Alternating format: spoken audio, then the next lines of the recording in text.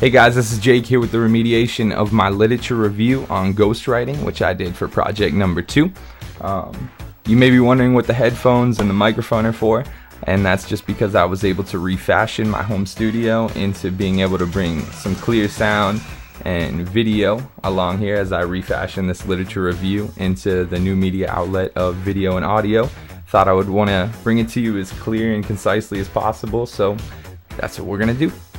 Basically, my medium awareness, I'm very aware of my medium right now because I'm actually recording on 2 separate programs of Logic and iMovie at the same time. And trying to synchronize the sound with the video from 2 separate programs has proved very tedious, but hopefully it'll be worth it in the end because I want to provide the best quality that I can in the project. So, moving on, the remix part is going to come into play because I've researched and brought some YouTube videos, some real world examples of ghostwriters in the real world to kind of open your eyes and give you a real first-hand look in at what ghostwriting truly is.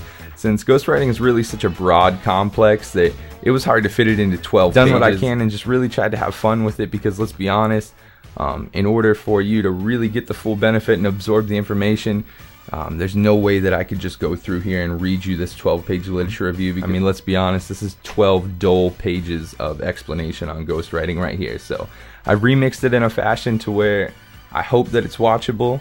I hope it accomplishes what I aim to accomplish. This is the remediation and remix of ghostwriting by Jake Buck. So let's start out by defining what a ghostwriter actually is. Basically, a ghostwriter is a professional writer who is paid to write books, articles, stories, reports, or other texts that are officially credited to another person. A lot of celebrities, business executives, and political leaders often hire ghostwriters to draft or edit autobiographies, magazine articles, or other written materials such as poetry, things like that. In music, ghostwriters are used in film score composition as well as for writing songs and lyrics for popular music genres. Ghostwriting is especially controversial in hip-hop music due to what's really a reflection of the central argument on ghostwriting, which is it an ethical practice? And in hip-hop music, one side says that having someone else write lyrics removes a lot of the expression that really created the hip-hop movement. However, a large part of the hip-hop industry still employs ghostwriting as a very profitable creative resource, if you will. Creative resource that allows more talented writers to create, shape, and personify the character. And honestly, I don't think a more perfect example could be found than P. Diddy's verse in Bad Boy for Life when he explains the view of ghostwriting in hip-hop as really just a profitable resource. Take a look. What changed with the name? We still here, you're rocking with the best. Don't worry if I write rhymes, I write checks. Who's the boss? Dudes is if I write rhymes, I write checks. And so there you have it. P. Diddy claiming not to be the author of his own lyrics. Which brings me to my next point, that a ghostwriter can be involved in the production of a literary work on many different levels, since a ghostwriter can be involved in the production of the story in so many different levels. Let's take a look at what a ghostwriter really is and what a ghostwriter really does. This is Laura Turner, and today I'm going to talk to you about what is a ghostwriter. The easiest way for me to explain it to you is actually by showing you an example. This book is called My Life with Chaplin by Lita Gray Chaplin, one of his wives, the wife that he particularly did not get along with well enough to include in his autobiography. He actually excluded her from his own autobiography that he wrote. This book was not written by Lita Gray Chaplin. It was actually written by Mr. Morton Cooper, who is her ghostwriter.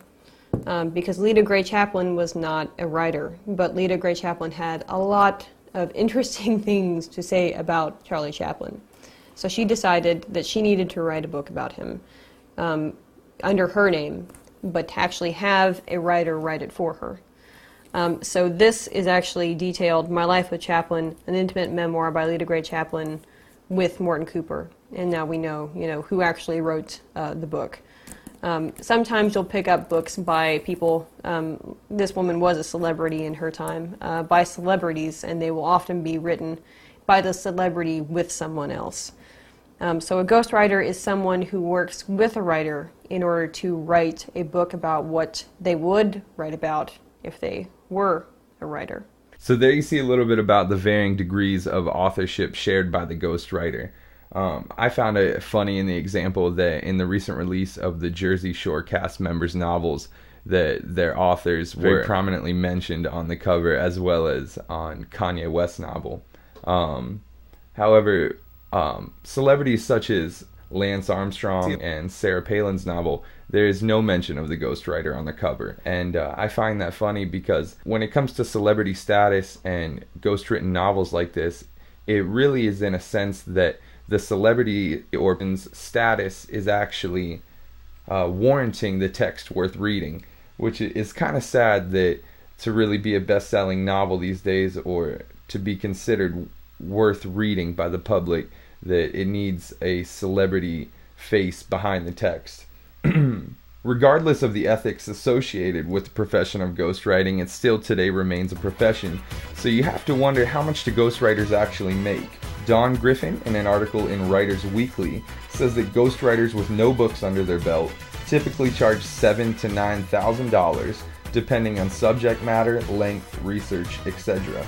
Griffin goes on to reveal that experienced ghostwriters can get upwards of 20 grand or more for writing a book.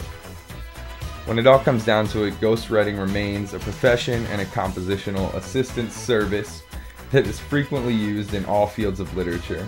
Society will maintain oppositional viewpoints on ghostwriting as long as members of society hold different ethical principles.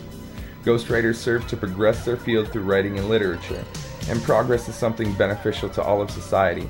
I think that this progress is certainly something that Lawrence Lessig would agree with. So this concludes my remix of Ghostwriting by Jake Buck. And I'm going to leave you now with a video in case you are looking to hire a ghostwriter of your own for Hi, I'm one of Steve your Harrison. works. I've helped over 12,000 authors promote their books. I'd like to invite you to visit my site at howtogetaLiteraryAgent.com. Now today I'd like to tell you about one of the best ways to hire a ghostwriter.